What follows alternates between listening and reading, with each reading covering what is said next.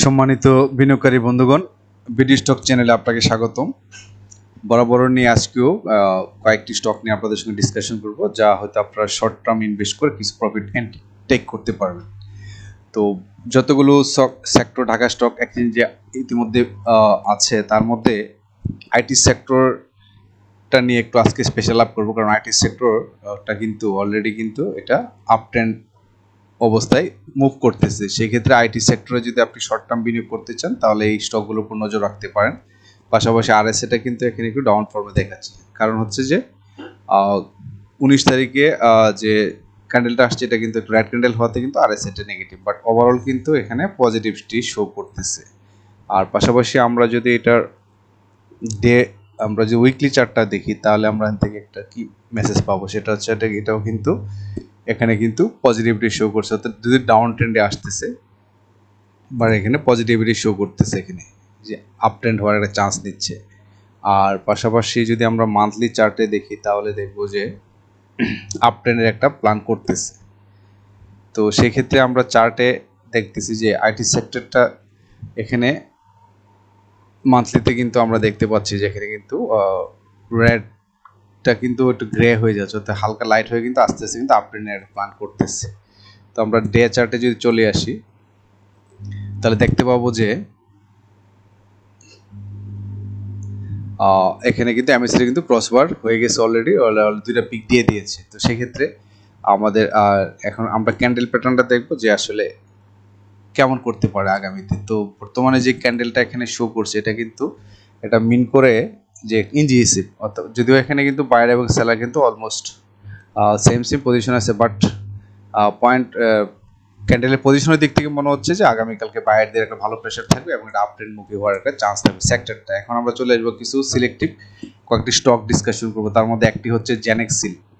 তো জেনেক্সিলের ক্ষেত্রে আমরা যদি ফলো করি, এমএসসিটি কিন্তু ক্রস ওভার অলরেডি কিন্তু প্রায় কাছাকাছি চলে আসছে। এটা হয়তো আগামীকালকে যদি সেম ট্রেন্ড থাকে, তাহলে কিন্তু এটা ক্রস ওভার হওয়ার একটা যথেষ্ট সম্ভাবনা থাকবে এখানে।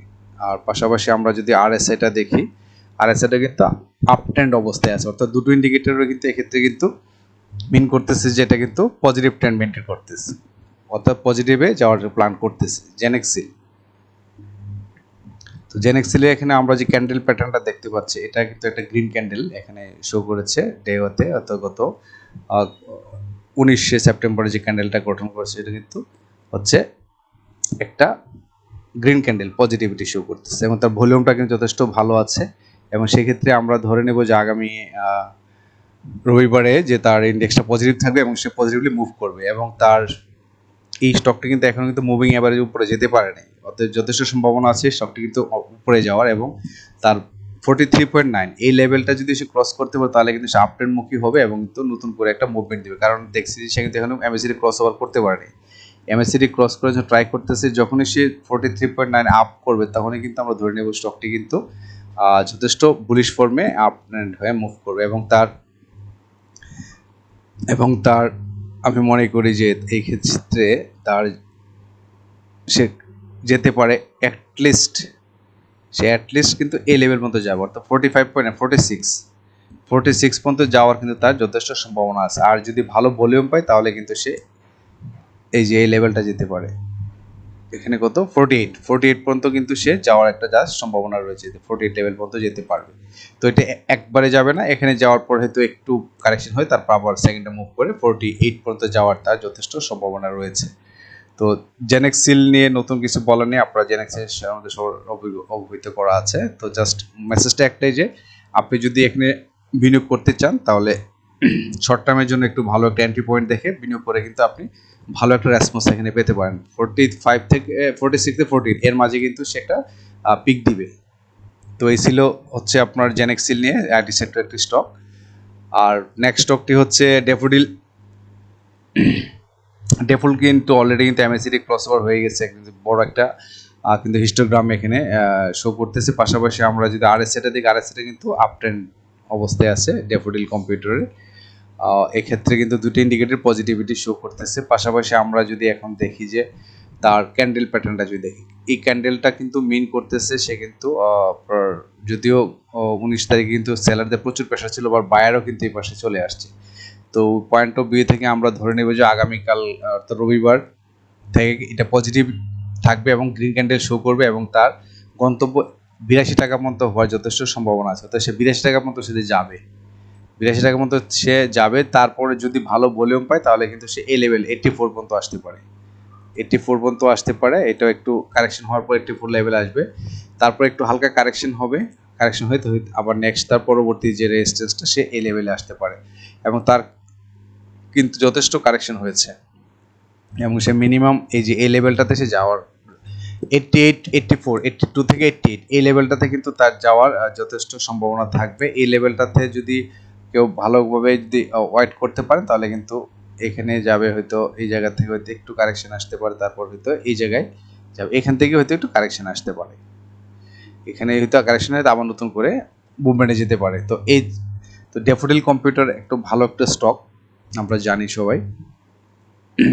তো ড্যাফোডিল কম্পিউটারের তো যদি আপনি বিনিয়োগ করতে চান তাহলে আমার মনে হয় রবিবারে আপনি যদি দেখেন তাহলে কিন্তু ভালো একটা এন্ট্রি পয়েন্ট দেখে, যেহেতু বায়ারদের প্রেশার আছে হয়তো এটা উপর থেকেও শুরু করে আপ যেতে পারে, বাট যদি সুযোগ পান তো আমার মনে হয় আগামীকালকে আপনি এন্ট্রি নিতে পারেন ড্যাফোডিল কম্পিউটার। এখান থেকে একটা শর্ট টার্মে একটা কিন্তু প্রফিট পাওয়ার সম্ভাবনা যথেষ্ট বেশি আছে, 82, 84 এ লেভেলে কিন্তু, এবং সর্বশেষ 88 পর্যন্ত যাওয়ার একটা যথেষ্ট সুযোগ রয়েছে এখানে। তো ড্যাফোডিল কম্পিউটার নিয়ে এটা ছিল ডিসকাশন। মোরওভার আরেকটি স্টক নিয়ে কথা বলে সেটা হচ্ছে আমরানের।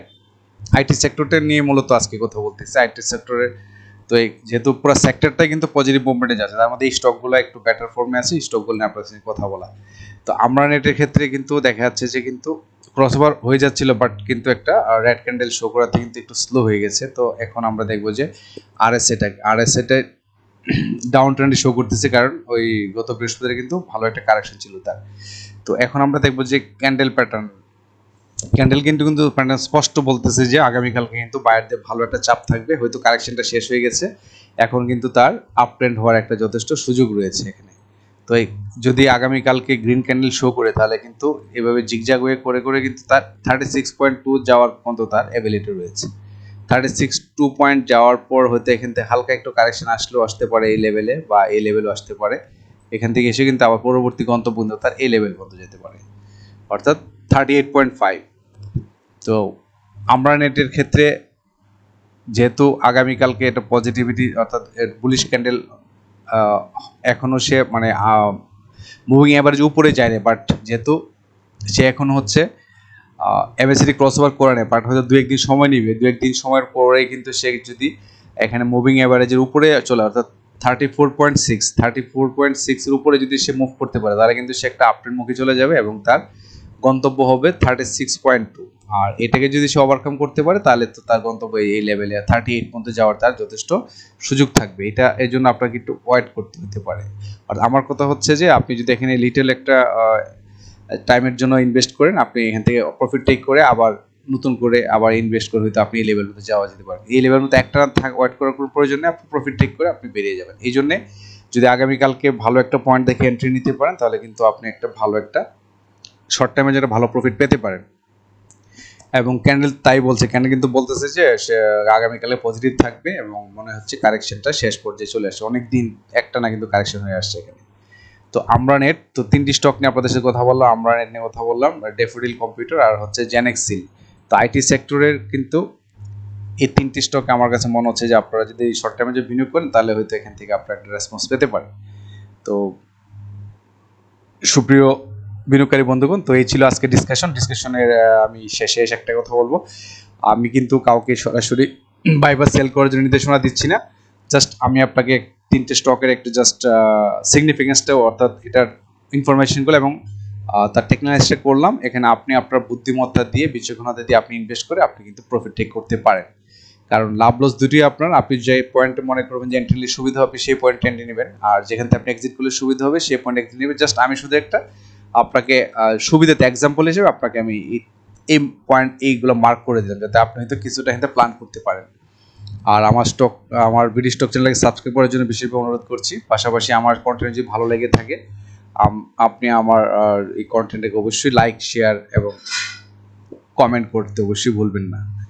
আমি প্রতিদিনই ঢাকা স্টক নিয়ে কোনো না কোনো টপিক নিয়ে ভিডিও আপলোড করে থাকি এবং আপনাদেরকে চেষ্টা করি ভালো স্টকগুলোতে ইনভেস্ট করার ক্ষেত্রে আপনাদেরকে ইনফরমেশনগুলো টেক করে যাতে আপনি হয়তো একটু প্ল্যান করে ইনভেস্ট করে প্রফিট নিতে পারেন।